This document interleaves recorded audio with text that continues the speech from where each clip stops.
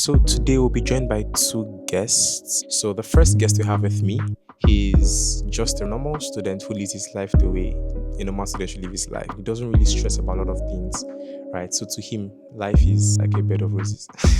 Well, to the second guest, he's a famous TEDx speaker known over the globe, known over Nigeria. And I'm super glad because I found out he was in architecture like a few weeks ago before I, actually approached him to meet him. And so, Daniel and Enoch, welcome to the exit interview. How do you both feel? Well, I don't know what to feel actually because I don't know what to expect. First off, I am thankful for the opportunity to be here. I'm happy to be here. So I'm just curious to see what goes down in the next few minutes. So my first question goes to Enoch. How has your life been in Covenant University in one sentence? In one sentence, it has been wonderful. That's what to just summarize everything because from the beginning, I didn't know what to expect, obviously, because I was coming to Aki. They're telling me a lot of things, going to that, sleepless nights. But along the way, it got better, thanks to God, because I know that if I tried to do everything that I did in this school so far by myself, man, it's not possible. But I would say that the journey so far has been quite calm. No troubles, no incidents, just thank God. Wow, that's really amazing. And so my second question will go to Daniel. How did you feel when you climbed that stage that day that you were chosen to speak at TEDx Covenant University? Because I believe it's your first. For everyone that has the potential of speaking inside of them, but has not really had the opportunity to express it or is shy on expressing it, or maybe the person expresses it, but the person wants to grow, what would be your advice on those three categories? I like how you said express so much because funny enough, that was the theme for this year's Covenant University events. As funny as it might sound, the edition of the event that I spoke at was actually the first TEDx event that I had attended in my whole life.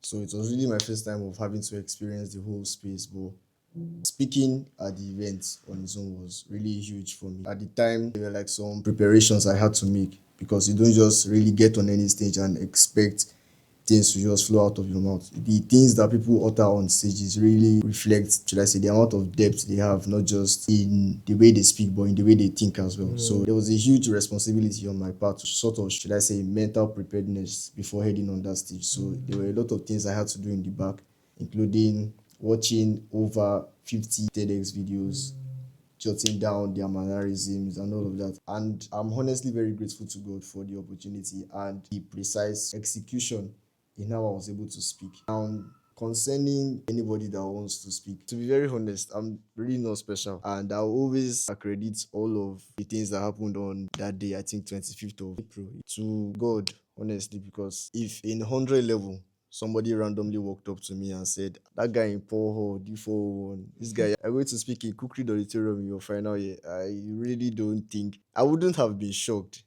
because I was sort of exposed to how these spaces worked, but I really don't think I would have agreed. I said, "Nah, it's too soon. It's too soon." I mean, I'm always in my room. How is somebody, I'm even in architecture, how is somebody just randomly going to walk up to me and say, "You will speak"? So I wouldn't have agreed with that person's opinion. But if there's any advice I would give to anybody that wants to speak at such a stage, I'm not exactly an expert, but by the grace of God, I'm able to do what I have done by His own grace upon my life. So if there's anything I will say to anybody, it is that I heard this somewhere that the only difference between you and a public speaker is that a public speaker speaks more often than probably do. So practice makes perfect, of course. There's the tradition for TEDx speakers where there's this red dot on the stage, and this is a funny story, but for every TEDx speaker, it is mandatory that you remain in that red dot throughout the time that you speak.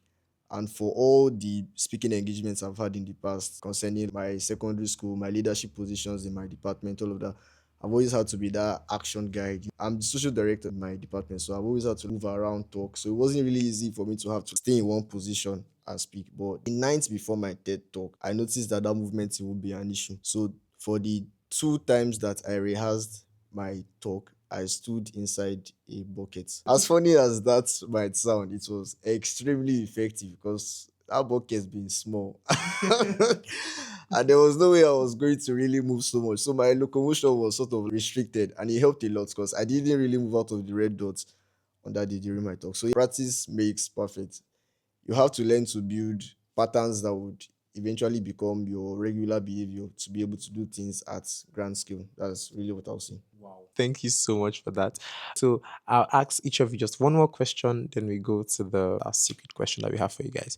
So my last question to you would be, You came to Covenant University. What's one thing you are grateful for? One thing I'm grateful for, I'm not going to lie, is spirituality. Because when I came to see you in 100 level, I wasn't so spiritual. Yes, I had a spiritual background. Parents always take you to church, try and make you read your Bible, do everything. But then I knew the importance, but I didn't see it as necessary.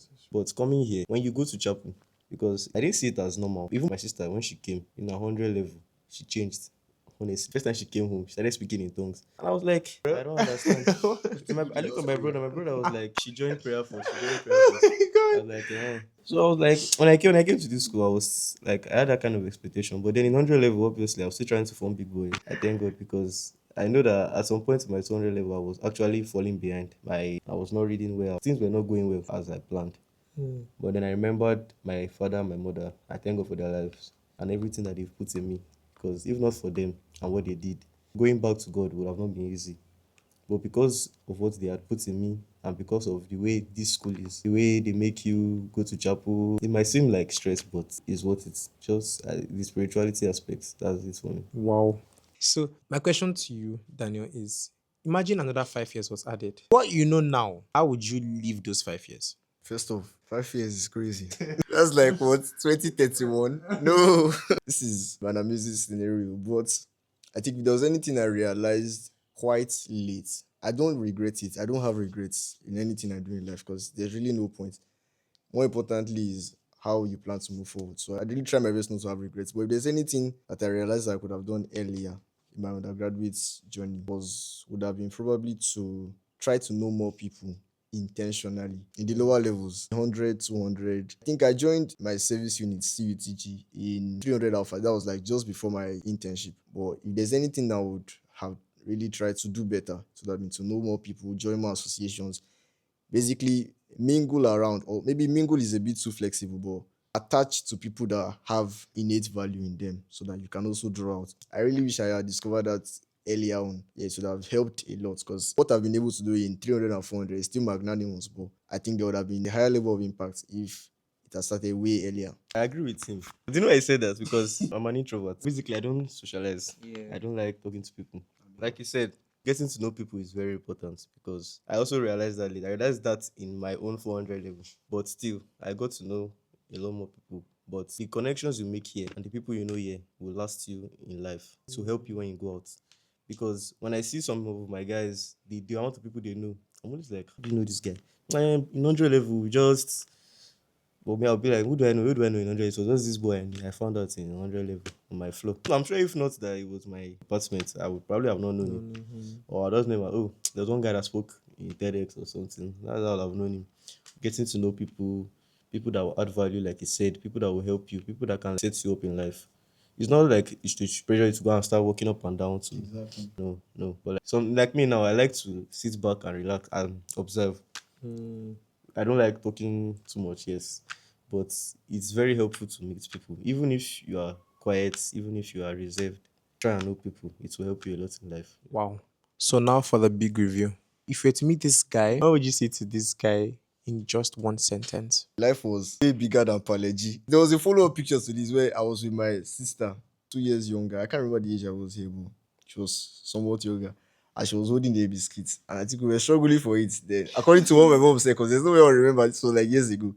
But she said we were struggling for the biscuit. And she was eventually like, oh, just let her have it, let her have it. So I let her have it. But she took this picture after. So I was trying to smile, that kind of thing. But simple as it might sound, apparently life is bigger than parle. Simply means that something might seem sweet and satisfying for the moment, but as time goes on, your demands or the things that would continually interest you change with time. So expect that change, prepare for that change.